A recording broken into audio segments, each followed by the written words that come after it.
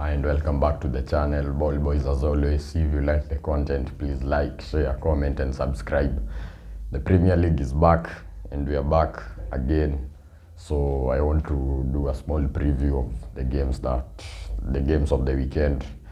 Let me start with the big games, the big teams games. So there's West Ham versus Chelsea on Saturday, early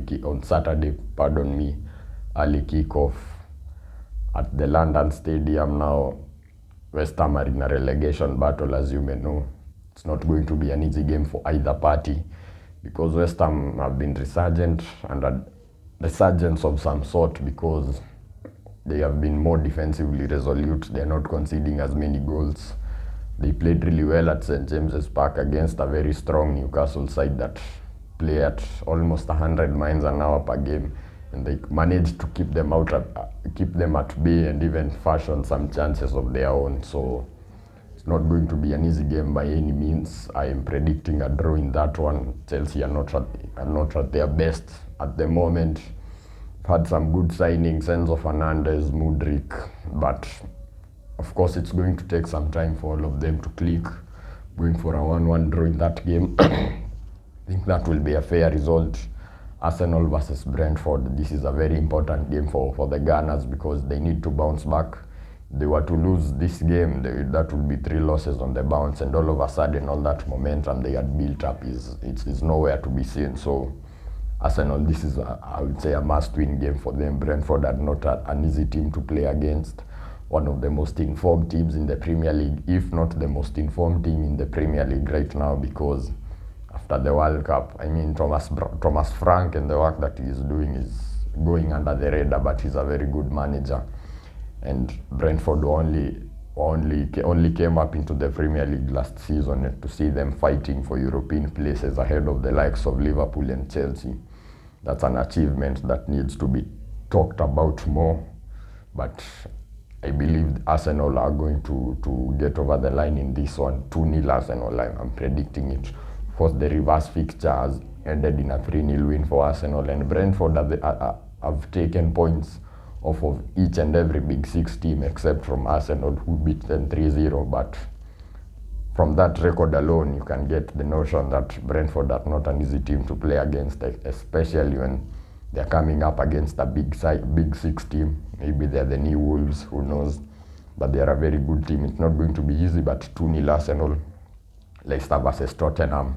Leicester did well to beat Aston Villa at home 4-2. A very good comeback, a game which was littered with mistakes, individual mistakes leading to goals, but Leicester came out on top. Leicester at home at the King Power. Tottenham, of course, fresh from beating Man City. I'm hearing Antonio Conte will be back on the touchline. I don't know if he'll be back on the touchline or he's back, or he's recovering. I'm not really sure, but it's a tough game, this one. Of course, the reverse fixture ended 6-3 with a Son hat-trick coming off the bench, but I don't know. It's really hard to predict this one, but I think Tottenham will win actually. I'm going for a Tottenham 2-1 win away. Maybe Harry Kane to continue his very good goal scoring record. Of course, he's now in that 200 mark with the likes of Wayne Rooney and Alan Shearer. It's elite company to have. I'm going for a 2-1 Tottenham win. Leeds versus Manchester United. Of course, Leeds managed to get a result at Old Trafford. Not many teams have actually done that. I don't think any team has done that except from Leeds and Brentford, because Man United had won I don't know how many games consecutively at Old Trafford. Considering that they were managerless, they had just sacked Jesse Marsh. It's a very good result to have. By this guy, Wilfred Gnonto, he's one of the steals of the summer, because I think for around 5 or 4 million. That is a very good signing. He's proving to be more than value for money. He's doing very well for Leeds. He's a live wire, that's all I can say. He scored inside 1 minute at Old Trafford. Not an easy thing to do, especially with the momentum that the team has, the atmosphere and everything. So of course, he's a very good player, but Man United managed to come back. But this one is going to be at Elland Road. I would like to go for a shock result and the Leeds win, but I really can't see it. I just can't see it. Man United are good at the moment. I don't like to say it, but it's true. I'm here to be unbiased to be as unbiased as I can. So I'm going to go 2-1 Man United. I think they're going to win. Leeds not having a manager is going to come into play this fixture. I think Man United will have more to get over the line. Of course, they are missing Casemiro. It's a big part of what they have done this season. Of course, you can see that he's suspended, and every time he's not playing, they are really struggling. They cannot win games. Even when he came off in the game against Crystal Palace almost pulled the game back to a 2-2. It ended 2-1. A very nervy ending after Casemiro was sent off for stupidity. The other game, Manchester City versus Aston Villa. I expect Manchester City to win comfortably as well at the Etihad, but as I say, mpira inanga adabu, huwezi jua. But Manchester City, with all that has been going on, we can only wait and see if it's going to affect them on the pitch. But I'm going to go for a 3-0 Manchester City. Aston Villa have been resurgent, but that loss to Leicester will not do them any good, especially at home, where they have been in form at home actually since Emery took over. But I don't see them beating Manchester City, so I'm going for 3-0 Manchester City. And then there's a game midweek again, the biggest one of the season, Arsenal versus Manchester City at the Emirates now.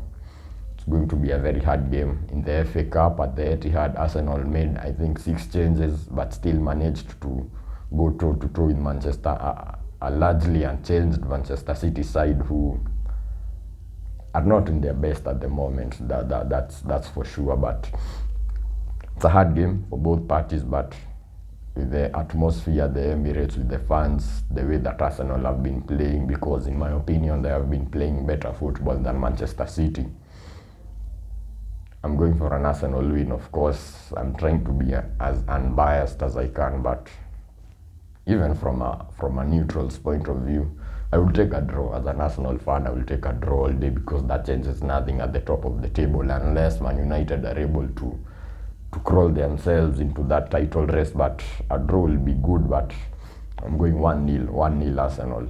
I think Arsenal are going to win that game. It's a hard one. Everybody expects us to lose. I think we are going to deliver shock results now. Moving on to the other fixtures, we have Crystal Palace versus Brighton. Crystal Palace have been trying to grind out results, especially against Man United. Okay, they lost, but they had drawn the other one. But Brighton are a very good team. Kaoru Mitoma is if not the most informed player. Together with Marcus Rashford, Kaoru Mitoma is doing very well. Brighton's scouting system is elite, because likes of Caicedo, Estupinian, they might sell a player, but then they already have like a replacement lined up. The replacement more often than not does well in the team. So I really admire how they conduct their business. Should be a model even for the bigger teams, but of course the bigger teams have money now. In that game, I think Crystal Palace at home have not been the best team actually, but I think Brighton are better at the moment, so I'm going for a 2-0 Brighton win. Kaoru Mitoma to score. If you are a fantasy football fanatic, Kaoru Mitoma to score, you should have him in your fantasy. It's a very good asset to have for cheap as well. Fulham versus Nottingham Forest. Nottingham Forest have been doing very well. Those 1-0 wins at their home ground are turning out to be very good results for them, because they managed to pull themselves out of the relegation zone, and now they are sitting comfortably. Of course, there's not a real buffer, but it's a comfortable place to be in, considering they were one of the favorites to get relegated. But I'm going to go for a Fulham win at Craven Cottage. Fulham 2-1. Southampton versus Wolves. Southampton are shit at the moment. That's just it. Wako chini, yani hakuna venye wako, and they're my favorites to get relegated. Nathan Jones news has been coming out that is on the verge of getting sacked. The appointment has not turned out as the Saints had hoped it would, but wait and see. Wolves, of course, beating Liverpool 3-0 at Molineux, getting their revenge after the FA Cup tie. I think Wolves will have enough to get over the line, but I will not be surprised if Southampton were to win, especially at home. But with me, prediction-wise, I'm going to go 1-0 Wolves. I think Wolves will get over the line. Bournemouth versus Newcastle. Now, this is another big game for Bournemouth because them alongside Southampton are one of the favorites to get relegated. So it's a very important game for them. Of course, Newcastle are flying at the moment, but one problem they have is at the top end of the pitch. They are struggling to get goals, really struggling, because although they have lost one game, a controversial winner at Anfield, Fabio Carvalho, which maybe they will be unbeaten. If that had not happened, who knows? But then the draws are killing them. They are drawing too many games. They have a very resolute defense, but going forward they cannot score. They seem not to be able to outscore opponents. It's a very tricky game, this one. On paper it looks a very easy game for Newcastle, but it might not be. But I'm going for a draw, 1-1, Bournemouth versus Newcastle. So that's my predictions for this game week. If you like the content, please like, share, comment, and subscribe, and see you in the next video.